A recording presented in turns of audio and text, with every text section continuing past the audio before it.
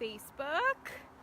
It's Lauren Sayeski with Team Steele, and I'm hanging out at my house today, putting on my huge bird feeder, and overall just kind of getting my yard ready for spring and summer.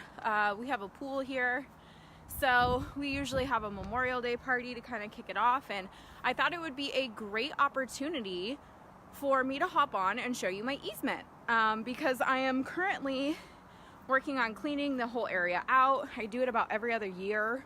It gets pretty crazy back here. But here's my fence, and this is all easement. This is kind of the back side of my fence where it's not painted there. And then this is my neighbor's house. We do have some beautiful honeysuckle, there is that.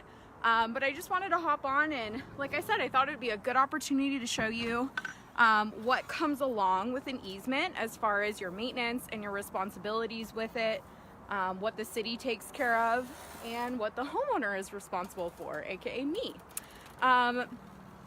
So, sorry, I'm just seeing if this is working here. I think it is. I hope it is. Awesome. So yeah, I wanted to flip this around, and we actually have in this little area here, we have a drain. So all the way down there where you can see my rake. Keep in mind this was all full of stuff just a couple of days ago, and I filled up probably like 2 or 3 yard bins full of stuff, cutting back the honeysuckle, all these things. I mean, I do keep some stuff back here, but it was just really overgrown. And so that is that, as the homeowner, I'm obviously responsible for. This is within my property line. Another thing that I'm responsible for as a homeowner is making sure there's access. So I had to pay for this lovely, beautiful gate to be put in. When we redid our fencing, let me flip this around one more. I'll show you my horrible garden. It needs so much work. You guys don't judge me, but this is real life. We redid all this fencing in my yard, and what we had to do is actually move this fence over a little bit. So we lost some of our yard to have this kind of cut off here with the access of the gate. And so another thing is that we had to have a gate that, if water were to flow through, we had to make that available. So there are a little bit of small extra costs that come along with having an easement. This is the other part of our easement. I mean, I guess it's just kind of access to our easement, I should say. And there's another gate we had to put in right here. This is under my beautiful persimmon tree. I don't know if you guys are gardeners like me, but I'm gonna put this over here. This all back here behind our other fence is an easement as well. So that goes behind all of my neighbors' houses. We have to allow for water to flow through all over here. Yes, I do need to get rid of that pile of bricks and all of these weeds. And that then flows through down here into the drain. So the very fun part about this is you would think, oh, well, if they're, having to pay for all this access and they maintain it, the city's got to, maintain that drain, right? Oh, County of San Diego, how they don't like to take on responsibility for much. So I unfortunately assumed the same thing when we purchased this property. And disclosure, I was not a real estate agent when we bought this house. I had done a couple of things, and obviously some of you may know my family's been in real estate for a while, but I didn't know to check the plot mat about the easement. And we actually just had a really educational class with Greg Ives, who's our title guy. And basically when you guys do get your title report, it was absolutely disclosed to me. I just didn't know what to look for.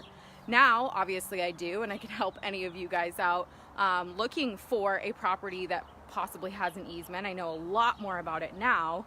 But yeah, so in short, I didn't know to look for it. It was disclosed to me that essentially the county, when this area was built all the way back in 1951, that's the year my house was built, the developer had asked the county to take responsibility for the streets and for the sewage drains and all of those things. On my plot map, it says denied on whatever date that it was, and it was a few years after the property was developed. So if you're not looking for that, obviously it's not something that you're gonna know about. So that's why it really, really pays to work with people who have either just had this experience firsthand or have a great title rep like we do. Greg Ives with First American is amazing, and he will point all of that stuff out to you, so you don't get in the little predicament that we are in. So basically we are responsible for that drain. That drain is now our responsibility to keep clear. And if we don't, and as a result my neighbor's house floods, it's on us. So it's kind of a big deal. It's a big expense that my husband and I obviously did not know that we were, you know, taking on. But there's nothing we can do about it now besides sell the house, and that's not happening. So anyway, sad story for me, but I hope that I can either A, prevent that for you, or B, at least just disclose that information if you are, like I said, purchasing a home that does have an easement on it. Or if you have any other questions, like I said, I've recently learned a lot about it, and we definitely also have great partners. Like I said, Greg Ives is an amazing resource that the whole team has to us.